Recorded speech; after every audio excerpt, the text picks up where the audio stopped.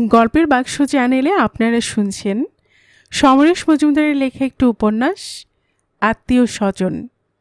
আজ শুনবেন উপন্যাসটির ৪র্থ পর্ব। আর গল্প পড়ে শোনাব আমি রোমানা নূপুর।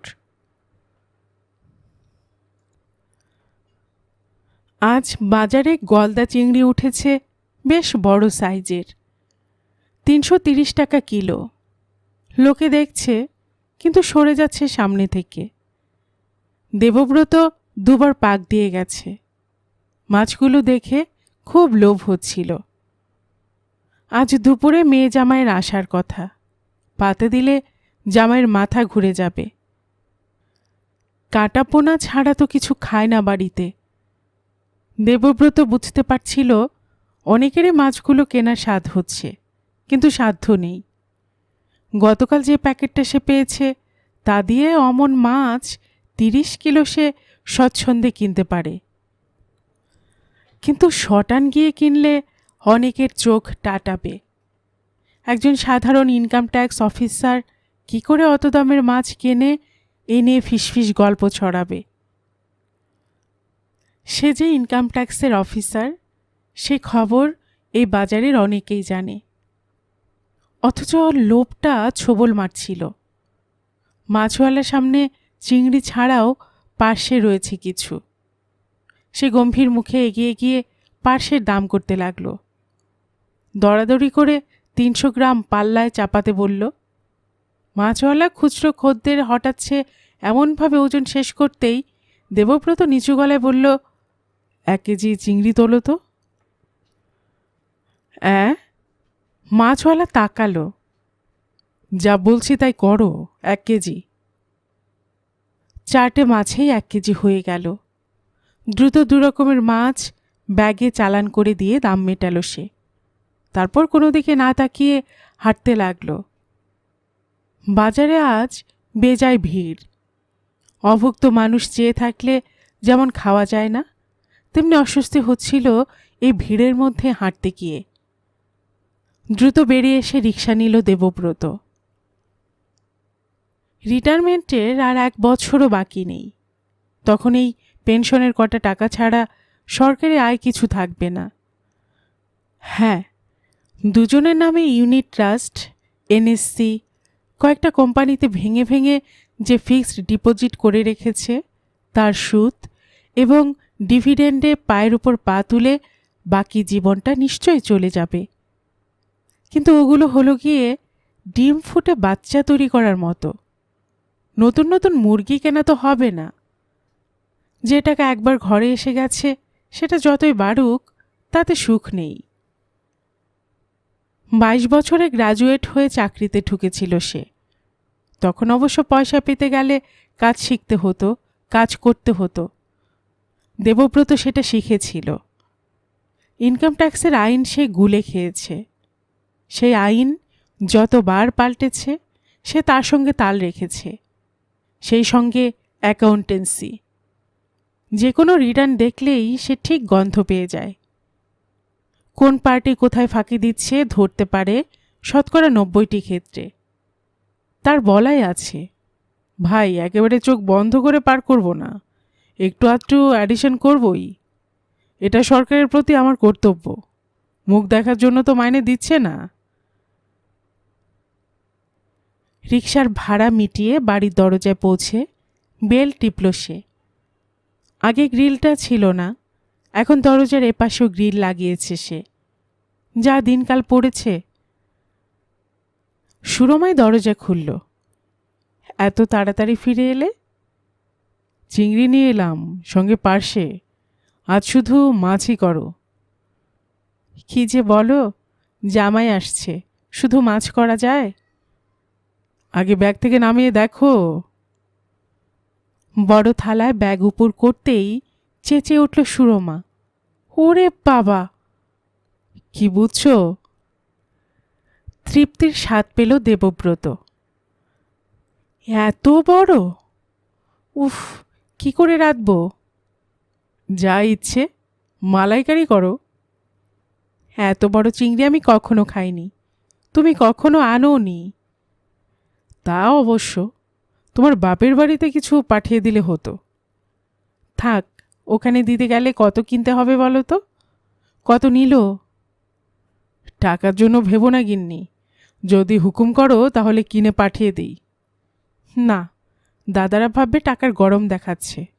তাছাড়া মা তো চিংড়ি খায় না, অ্যালার্জি বের হয়।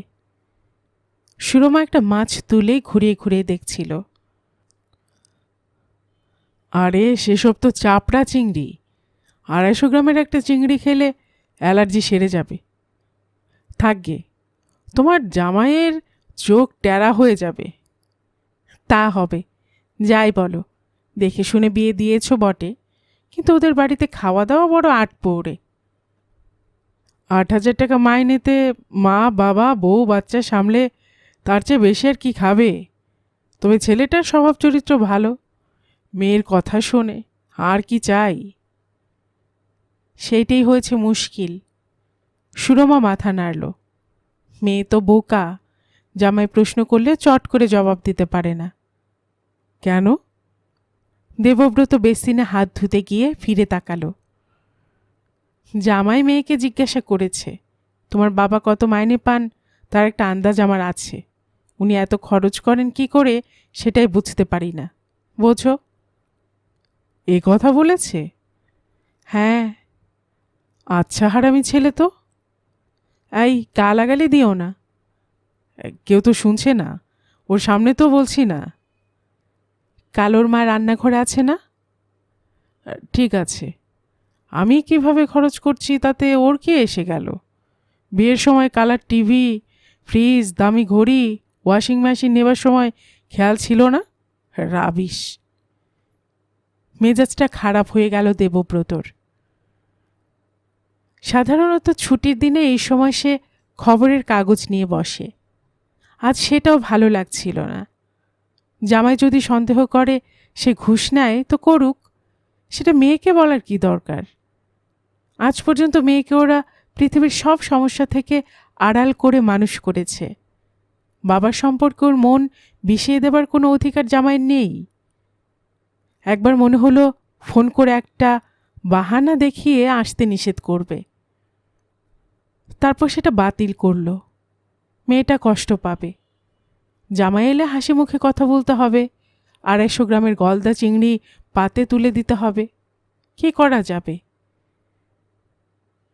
প্রায় 37 বছর আগে চাকরিতে ঢুকেছিল দেবব্রত। তখন মাইনে খুব অল্প ছিল, তবু তাইতে কুলিয়ে যেত। সেই সময় ডিপার্টমেন্টে পয়সা ছিল, কিন্তু তা পেত মুষ্টিমেয় কয়েকজন। প্রকাশ্যে এখন যেসব কথাবার্তা হয়, তখন তা করতে কেউ সাহসী পেত না। ক্লায়েন্টদের সুবিধা পাইয়ে দিলে তারা খুশি হয়ে দিয়ে যেত, আর সেটা করতে হলে কাজটা জানতে হতো। এখন একটা চিঠি সেকশনে পাঠাতে বললে অথবা চালান লিখেই লোকে হাত পাতে। তখন ওটা ভাবতেই পারত না। প্রথম হাতে টাকা পেয়েছিল 3য় বছরে পুজোর সময়। সেকশনে যিনি চার্জে ছিলেন তিনি 250 টাকা দিয়ে বলেছিলেন, সরকারি অফিসে তো বোনাস হয় না, তুমি এটা রাখো, কেনাকাটা করো। টাকাটা যে ক্লায়েন্টরা দিয়ে গেছেন তা সে বুঝেছিল, কিন্তু কখন দিয়ে গেল তা সে টের পায়নি। কোনো কুকাজ না করেই টাকা পেয়েছিল মাইনে ছাড়া। সেই শুরু। আজ যদি সোনার পাথরবাটির মতো সৎ অফিসার হয়ে যা আইনসঙ্গত তাই যদি করত, তাহলে কি হতো? মেয়ের বিয়ে দিতে হতো নমনম করে। রিটায়ারমেন্টের পর আলু সেদ্ধ ডাল ভাত ছাড়া কিছু জুটত না। স্ত্রী কন্যা জামাইয়ের কাছে প্রেস্টিজ থাকতো? বছর বছর নতুন জামা কাপড় নিয়ে শ্বশুর বাড়িতে গিয়ে বিগলিত হাসি হাসতে পারত? ননসেন্স। ছাত্র অবস্থায় পড়াশোনায় ভালো ছিল দেবব্রত। চাকরিতে ঢোকার পর দেখেছিল তার চেয়ে অনেক পেছনে পড়ে থাকা ছাত্র একই সঙ্গে কাজ করছে। সরকার যদি প্রকৃত শিক্ষিত কর্মীকে আলাদা মর্যাদা দিত, তাহলে কে ঘুষ নিত? তাছাড়া এখন সরকারি অফিসে যে মৎসব চলছে, সেখানে হাত গুটিয়ে কেবলমাত্র নির্বোধরাই বসে থাকতে পারে। অরুণাংশুর কথা মনে পড়ল ওর। অরুণাংশু দেবব্রতর সঙ্গে অফিসে ঢুকেছিল। গান বাজনা নিয়ে থাকত, নামকরা গায়ক হবে বলে স্বপ্ন দেখত। অফিসে থাকার সময় ওর রেকর্ড বের হলো, নামও হলো।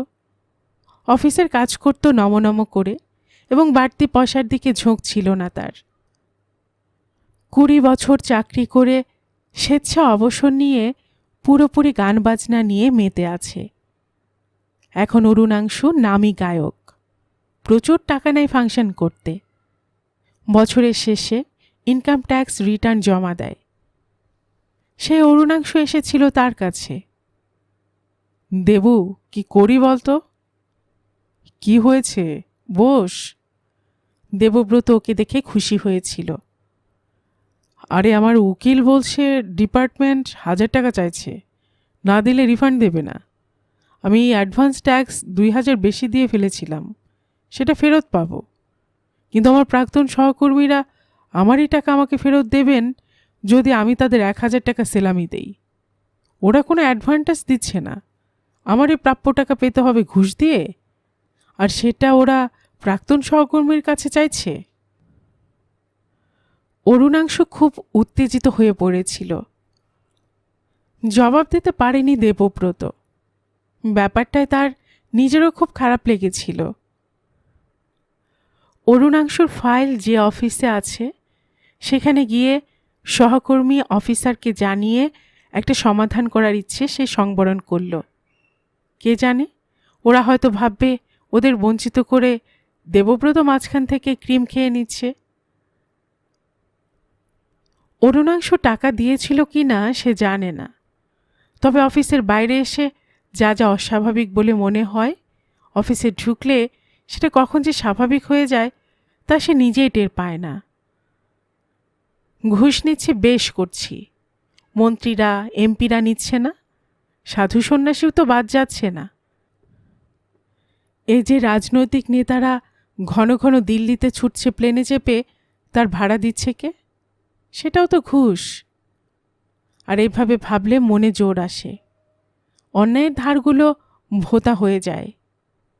আসল কথা হলো, অসফল মানুষগুলো হিংসেই জলে বলে উল্টোপাল্টা বলে। 11টা নাগাদ জামাইয়ের ভাই এলো মেয়ের চিঠি নিয়ে। মেয়ে লিখেছে মাকে। চিঠি পড়ার আগে ছেলেটিকে যত্ন করে বসিয়েছিল সুরমা। তারপর চিঠিটা পড়ল। মেয়ে লিখেছে, আজ বিকেলে ওর শাশুড়ি তার বোনের বাড়িতে যাবেন, সে সঙ্গে যাক, এটা ওর ইচ্ছে। তাই আজ আর আশা হচ্ছে না, কবে আসবে পরে জানিয়ে দেবে। চিঠি পড়ে সুরমার খুব কষ্ট হলো। অনেক যত্ন করে 4টে 250 গ্রামের চিংড়ি রান্না করেছে সে। এখন কি হবে? জামাইয়ের ভাইয়ের হাত দিয়ে পাঠানোর কথা ভেবেও বাতিল করল। কথা হবে, ওর শাশুড়ি তো বটেই, মেয়েও ঠেস দিয়ে বলবে, এতগুলো লোক, মাত্র 2টো মাছ পাঠানোর কি দরকার ছিল মা? গলা পেয়ে দেবব্রত বাইরের ঘরে এসে চিঠি পড়ল। তার মুখ শক্ত হয়ে গেল। তোমার মা আর যাওয়ার সময় পেলেন না? দিন নাকি আগেই ঠিক ছিল, বৌদি বোধ হয় আপনাদের বলতে ভুলে গেছে। আচ্ছা চলি। ছেলেটি বেরিয়ে গেল। দেবব্রত বসে পড়ল চেয়ারে। তোমার মেয়ের 12টা বেজে গেছে। মেয়ে কি করবে? জলে বাস করে কুমিরের সঙ্গে ঝগড়া করবে নাকি? ও এখানে আসছে শুনে শাশুড়ি ফন্দিটা ফেদেছে, আর জামাই এমন মেনিমুখো যে প্রতিবাদ করতে পারেনি। প্রতিবাদ করতে পারেনি? আমরা যখন থাকবো না তখন এই বাড়ি গহনা টাকা নেবার সময় তো নৃত্য করতে করতে আসবে। কি কুক্ষণে যে ভেবেছিলাম একটির বেশি সন্তান আনবো না। মাথায় হাত দিল দেবব্রত। তখন তোমার আয় কম ছিল, মাসে 100-150 বেশি উপরি পেতে না। ভবিষ্যৎ দেখতে পাইনি, পেলে আজকের এই অপমান কি হজম করতাম? মেয়ের বিয়ে দিয়ে দিলে তার কাছে কিছু আশা করাই অন্যায়। আচ্ছা, এর পেছনে জামাইয়ের কোনো পরামর্শ নেই তো? মানে? মেয়েকে হয়তো বুঝিয়েছে তোমার বাপ 2 নম্বরই পথে টাকা কামায়, তাকে বোঝালো আর সে বুঝলো। হতে পারে। বিয়ের আগে কিরকম ভ্যাবলা ছিল, এখন দেখো না কি চটপটে, মুখে খই ফুটছে। বিয়ের জল গায়ে পড়ার পর নিজের মেয়ে সম্পর্কে খারাপ কথা বলতে মুখে আটকাচ্ছে না। আর আটকাচ্ছে না। এখন ওই মাছের কি হবে? আমরাই খেয়ে নেব। তুমি তো খুব ভালোবাসো। পাগল, ওই সাইজে চিংড়ি দুবেলা খেলে 7 দিন টয়লেটে বসে থাকতে হবে। ফেলে দাও, ফেলে দাও সব, চেঁচিয়ে উঠল দেবব্রত। হো মা, ফেলে দেব কেন? মেয়ে বাপের বাড়িতে এলো না তো কি আছে, চলো আজ বিকেলে বাবা মাকে দিয়ে আসি। বাবা খুব খুশি হবে, 2 মাছে ওদের হয়ে যাবে। তোমার বড়দা? মা হয়তো খেতেই চাইবে না ভয়ে, যদি বা খায় একটুখানি খাবে, বাকিটাই দাদার হয়ে যাবে। চলো চলো, বিকেল বিকেল চলে যাই। দেবব্রত মাথা নাড়ল। জামাইয়ের মাথা ঘোরানো গেল না বটে, কিন্তু শ্বশুরের চোখ বড় করার সুযোগ ছাড়ার কোনো মানে হয় না। শ্বশুরমশাইয়ের ছোট জামাইয়ের এখন যে অবস্থা, তাতেই মাছের মুড়ো কেনাও তো ওর পক্ষে সম্ভব নয়। বিকেল 5টা নাগাদ ওরা পৌঁছে গেল। 2 ভাই নয়, সোজা মা বাবার কাছে পৌঁছে গেল সুরমা, পেছনে দেবব্রত। মনোরমা জানলায় বসেছিলেন উদাস হয়ে। বুদ্ধদেব ইজি চেয়ারে শুয়েছিলেন চোখ বন্ধ করে। সুরমা ঘরে ঢুকে বলল, মা, আমরা এলাম।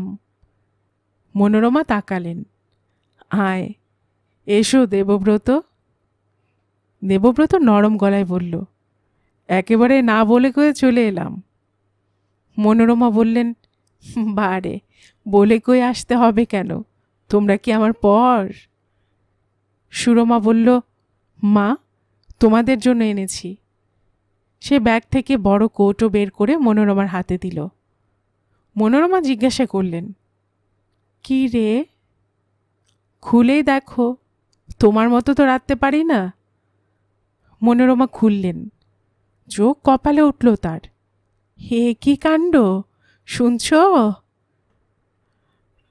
কান খোলা রয়েছে, বুদ্ধদেব জবাব দিলেন। মনোরমা তার সামনে এগিয়ে গিয়ে খোলা বাটি ধরলেন। দেখো, মেয়ে এনেছে, এ কে খাবে বলো তো? বুদ্ধদেব দেখলেন, এরকম চিংড়ি এখনো পাওয়া যায়? দেবব্রত মাথা নাড়ল। না বাবা, বাজারে পাবেন না। আমার এক পরিচিতকে বলেছিলাম, সে সুন্দরবন থেকে এনে দিয়েছে। সমুদ্রের? না, মিষ্টি জলের। কী রকম দাম নিল? এক্সপোর্টের মাল তো, দাম একটু বেশি পড়েছে। চিংড়ি মাছ তো তোমার মায়ের সহ্য হয় না, অ্যালার্জি বের হয়। এই চিংড়ি খেলে বের হবে না, সুরমা জবাব দিল। তুমি অল্প হলেও খেও, বাকিটা দাদাকে দিও। আজ রাত্রেই খেয়ে নিও, ফ্রিজে রেখে দিও না। এই সময় সুরঙ্গমা ঢুকল, তার মুখ চোখ ফোলা ফোলা। সুরমা খানিকটা অবাক হয়ে জিজ্ঞাসা করল, আরে তুই কখন এলি? এসেছি। ওটা কি মা? সুরমা পেল্লাই সাইজের চিংড়ির মালাইকারি রেঁধে নিয়ে এসেছে, সুন্দরবন থেকে অর্ডার দিয়ে আনানো। দেখবি? মনোরমা হাসলেন। দেখে কি করব, ও তো আমার জন্য আনেনি। আমি কি জানতাম তুই এখানে আছিস? সুরমা বিব্রত হল। মনোরমা বললেন, আমরা 4 জনেও খেয়ে কুলোতে পারবো না, যাই রেখে আসি। মনোরমা রান্নাঘরে চলে গেলেন। দেবব্রত হাসল। কিরে, গোবিন্দলালের খবর কি? সুরঙ্গমা জবাব দিল, সেটা তাকে জিজ্ঞাসা করলে জানতে পারবে। সে কি মান অভিমান হয়েছে নাকি? দেবব্রতর মুখে কৌতুক। বুদ্ধদেব বললেন, ও বলছে গোবিন্দলালের সঙ্গে সম্পর্কটা চুকিয়ে ফেলবে। সুরমা আঁতকে উঠল। সে কি? দেবব্রত বলল, মাথা খারাপ হয়ে গেল নাকি? সুরঙ্গমা তেজি গলায় বলল, বিন্দু মাত্র না, মাথা ঠান্ডা করে সিদ্ধান্ত নিয়েছি। তোমরা এত অবাক হচ্ছ কেন সেটাই তো বুঝতে পারছি না। সুরমা বলল, সম্পর্ক চুকিয়ে ফেলা মানে ডিভোর্স? কেন, কি করেছে সে?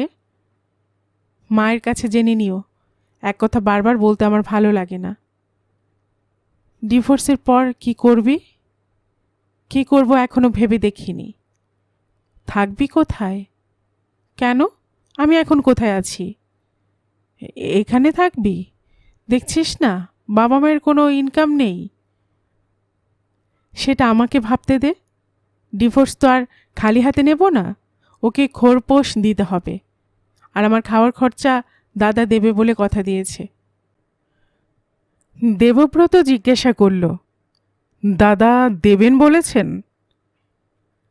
আচ্ছা, আমি বুঝতে পারছি না এসব জেনে তোমাদের কি লাভ?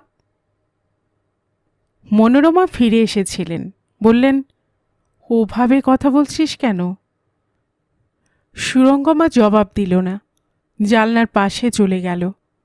সুরমা বলল, মা, আমি কিছুই বুঝতে পারছি না, ভয়ে আমার হাত পা সেঁধিয়ে যাচ্ছে। এত বছর ঘর করার পর কেউ ডিভোর্সের কথা ভাবে নাকি? দেবব্রত বলল, তাছাড়া গোবিন্দলাল তো ছেলে খারাপ নয়, আমি যা পারিনি তা সে করেছে, তোমাকে নিয়ে বিদেশ ঘুরে এসেছে, সেটা ভাবো। সুরমা বলল, সংসারে থাকতে গেলে একটু আধটু ঠোকাঠুকি লাগেই, তাই বলে একেবারে ডিভোর্স? ওটা কে চেয়েছে, তুই না সে? ঘুরে দাঁড়ালো সুরঙ্গমা। আমি আমি চেয়েছি।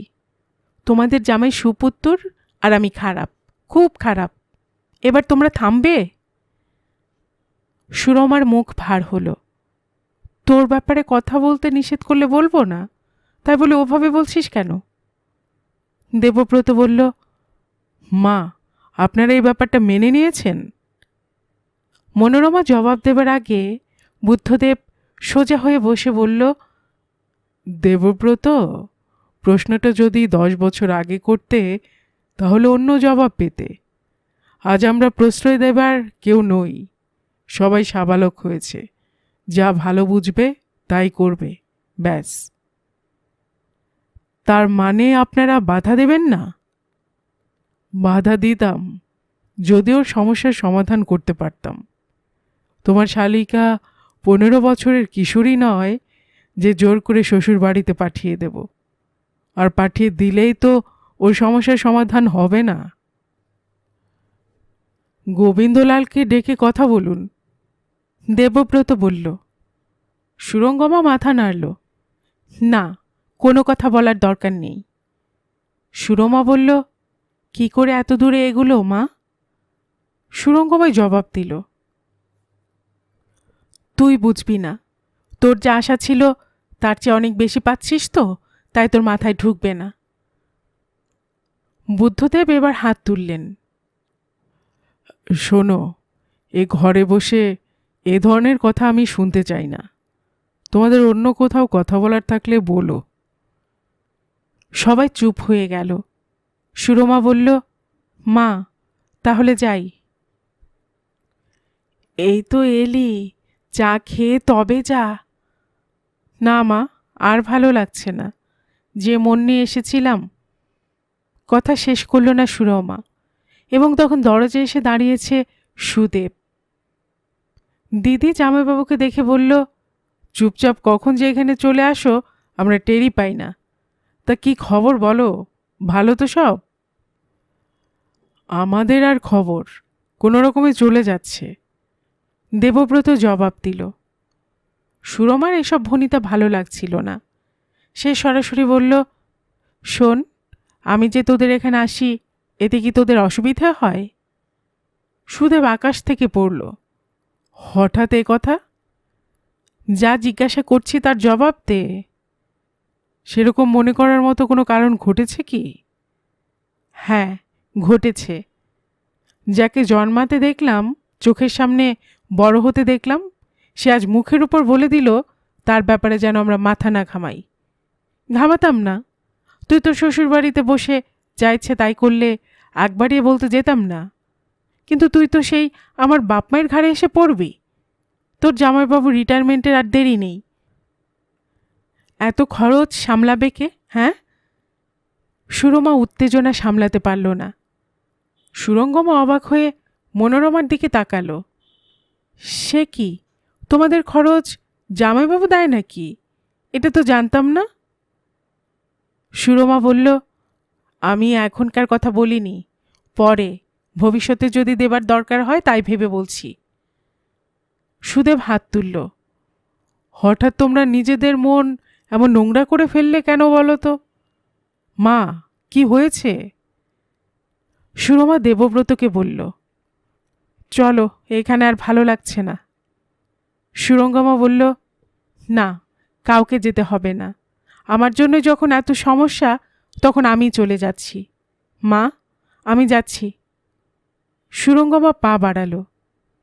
এবার বুদ্ধদেব বললেন, তোমরা কি আরম্ভ করেছ? আমি এখনো বেঁচে আছি এ কথা বোধহয় তোমাদের খেয়াল নেই।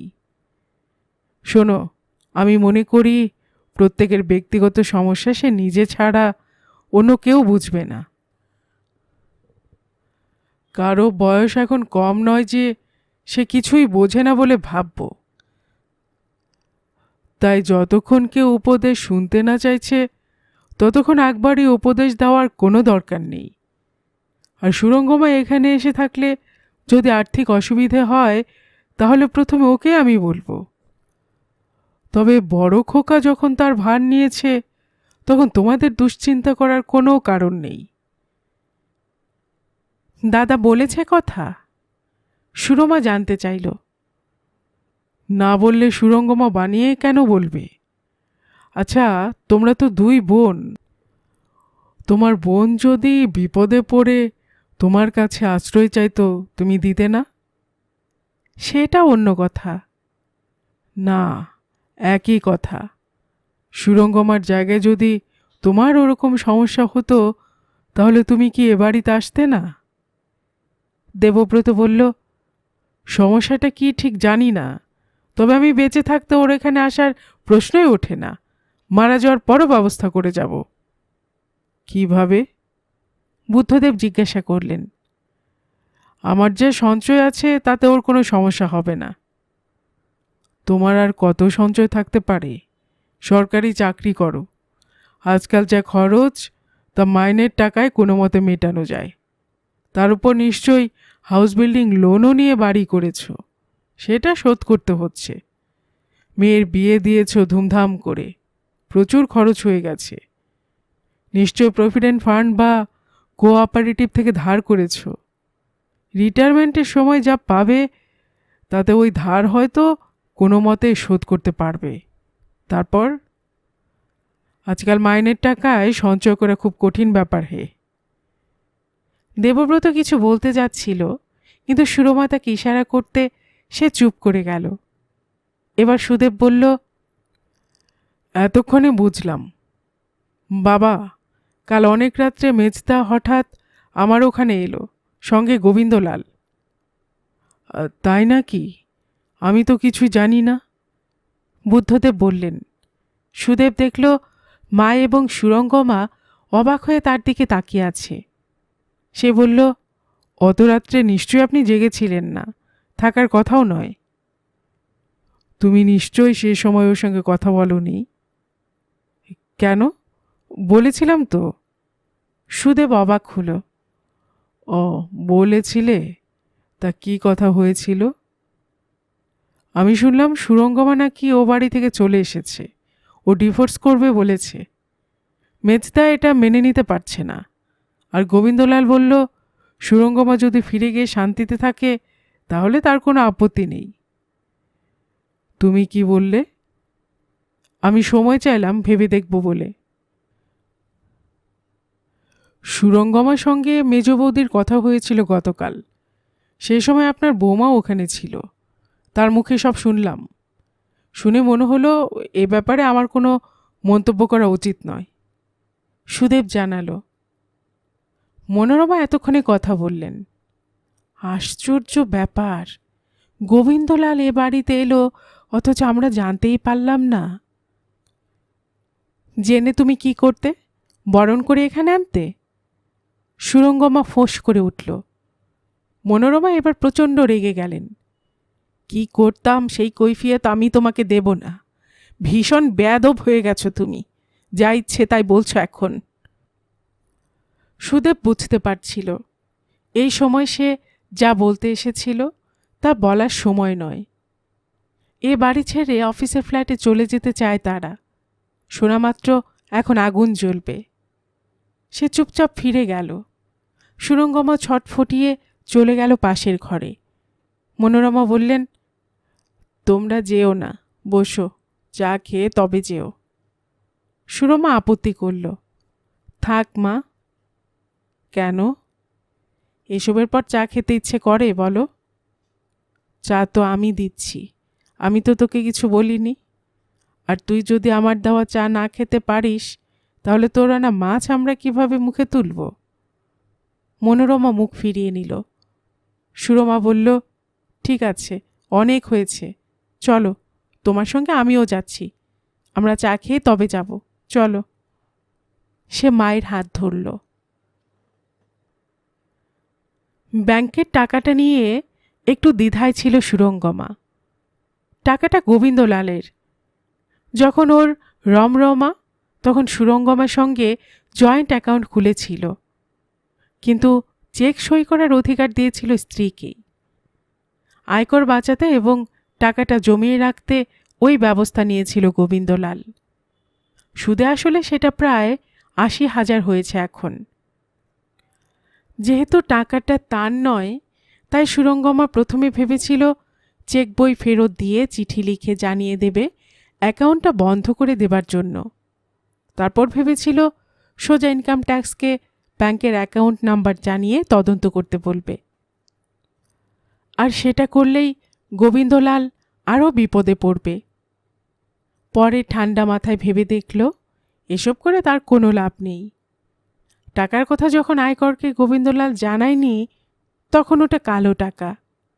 অতএব ওই টাকা ফেরত না দিয়ে সে নিজেই খরচ করবে। এখন তার অনেক টাকা দরকার। ভালো মানুষই করার দিন চলে গিয়েছে। সকালবেলায় যখন শুদ্ধদেব মায়ের ঘরে এলো, তখন সে একটা চেক এগিয়ে দিল। টাকাটা তুলে আনতে পারবি দাদা? শুদ্ধদেব চেকটা দেখল। এ তো সাউথ ক্যালকাটার ব্যাংক। দুটোর আগে আমি যাব কি করে? ক্লাস আছে। নর্থ হলে তবু ম্যানেজ করতে পারতাম। মনোরমা জিজ্ঞাসা করলেন, কত টাকা? শুদ্ধদেব জবাব দিল, ৫,০০০। মনোরমা অবাক হলেন, এত টাকা দরকার হলো কেন? সুরঙ্গমা বলল, দরকার হয়নি, তুলে রেখে দেব, কখন প্রয়োজন হবে কে বলতে পারে।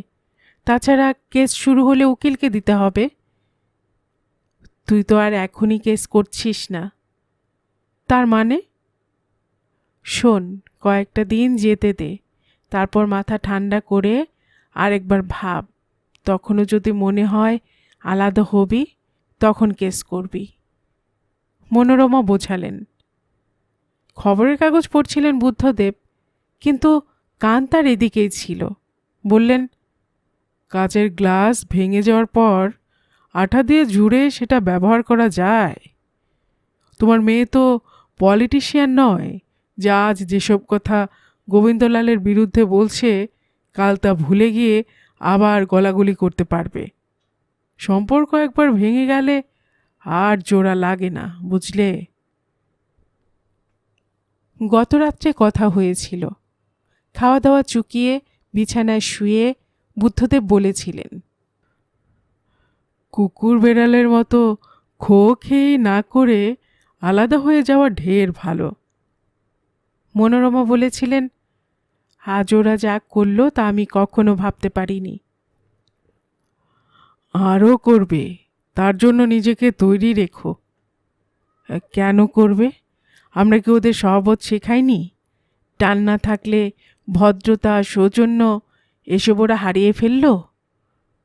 মনোরমা কেঁদে ফেলেছিলেন। ওরা যা সত্যি ভাবছে তাই বলছে। আমরা বয়সের অ্যাডভান্টেজ নিয়ে ভাবছি, সেসব কথা আমাদের সামনে বলে যেন অস্বস্তিতে না ফেলে।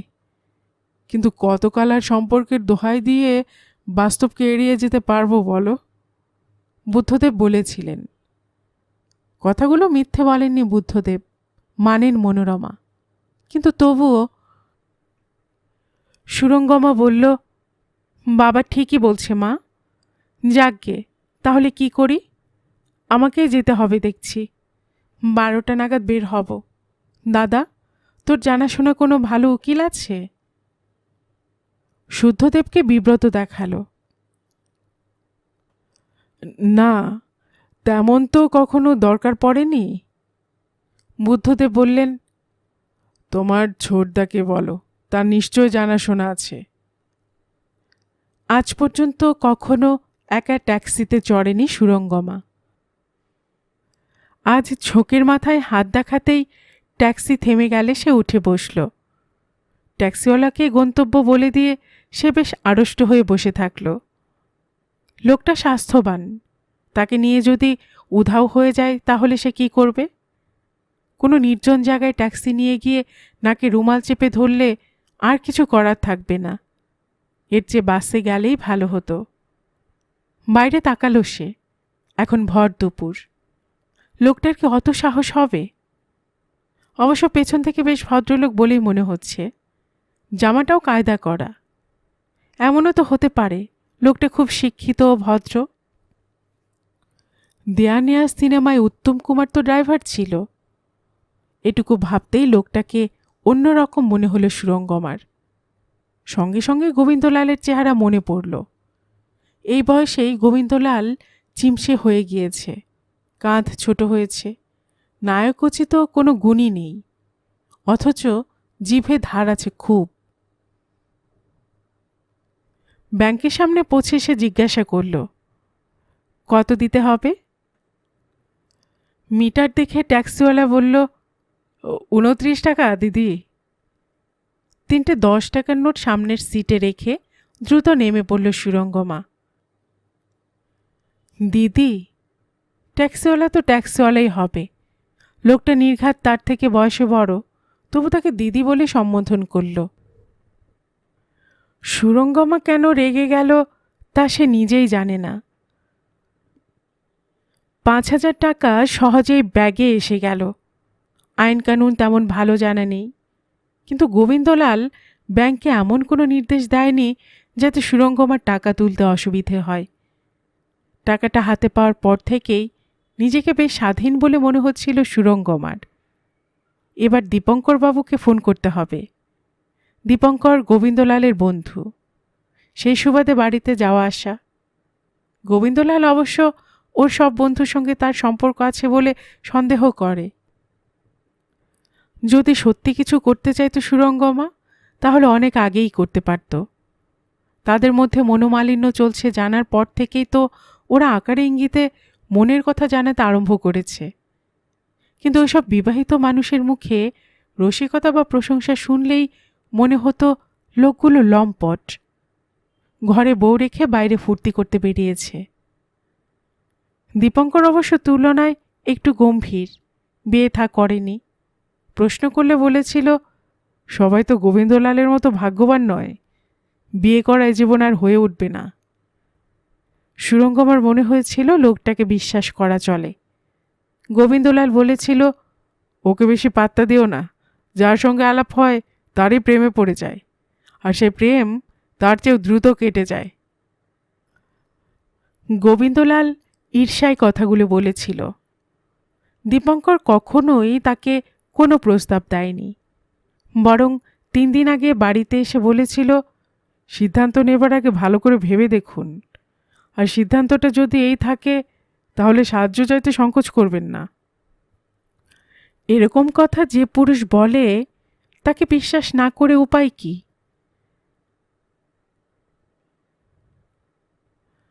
গল্পের বাক্সবাই রোমানানুপুর চ্যানেলে এতক্ষণ আপনারা শুনছিলেন সমরেশ মজুমদারের লেখা একটি উপন্যাস আত্মীয় স্বজনের ৪র্থ পর্ব।